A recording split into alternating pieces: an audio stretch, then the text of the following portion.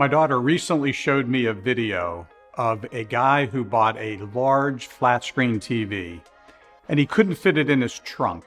And so he tried to put it in the back seat. That didn't work either. So in conclusion, he puts it on the top of the trunk and drives out of the parking lot. Didn't tie it down, didn't do anything to secure it, and walked away with his 70-inch flat screen TV. Now that would be an example of a smart person doing a dumb thing. We have a lot of examples of that. For example, look at these slides. These are illustrations of people who are perhaps smart, but not smart all the time. And you could ask yourself, why do smart leaders do dumb things? The short answer is simple, because they're human.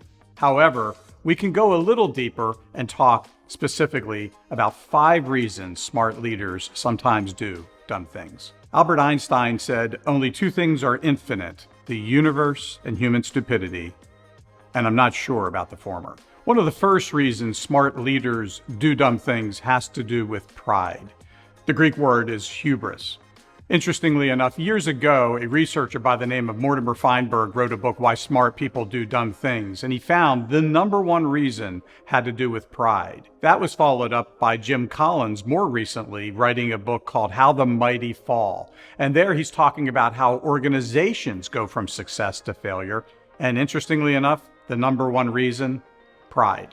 Pride grows out of success quite often. And when a person becomes successful, they sometimes are no longer willing to listen and learn from others. And that can lead to overconfidence, and then that can lead to pride. And that type of pride will ultimately lead to destruction. That is what Proverbs talks about. Pride results in a fall. The second reason that leaders sometimes can do dumb things has to do with defensiveness. Defensiveness grows out of a feeling of threat. And when a leader is threatened, they sometimes will respond with something called defensive routines. Let me share 5 of the most common ones. These top 5 reasons involve attacking the person, denying something ever happened, blowing up at a person, blaming a person, making it their fault, or hiding from the person, meaning withdrawing or avoiding them. The third reason that leaders sometimes do dumb things has to do with receiving minimal feedback. I just read an interesting story from Bob Iger. He was the CEO of Disney Corporation during some of its most rapid growth. And then he stepped away and a new CEO came in more recently, and that didn't go so well. And so they've asked him to step back in. And here's a humble statement from Iger, who by all accounts is successful. He said, one of the things that I'm going to do different is I'm going to listen more, because I realized that there were times that because of my success, I was overconfident and I was dismissive of feedback from other people. And this time, I'm not going to do that. The fourth reason that sometimes smart leaders can do dumb things has to do with anger. And anger can actually make very intelligent people very dumb. And that could be blowing up at others or just losing self-control.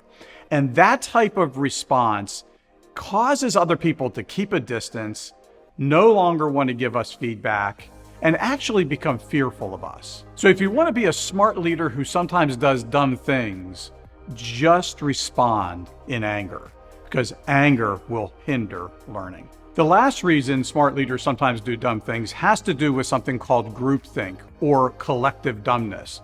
This takes place when a leader surrounds themselves with people who think just like them, and people who are going to tell them what they want to hear rather than what they need to hear.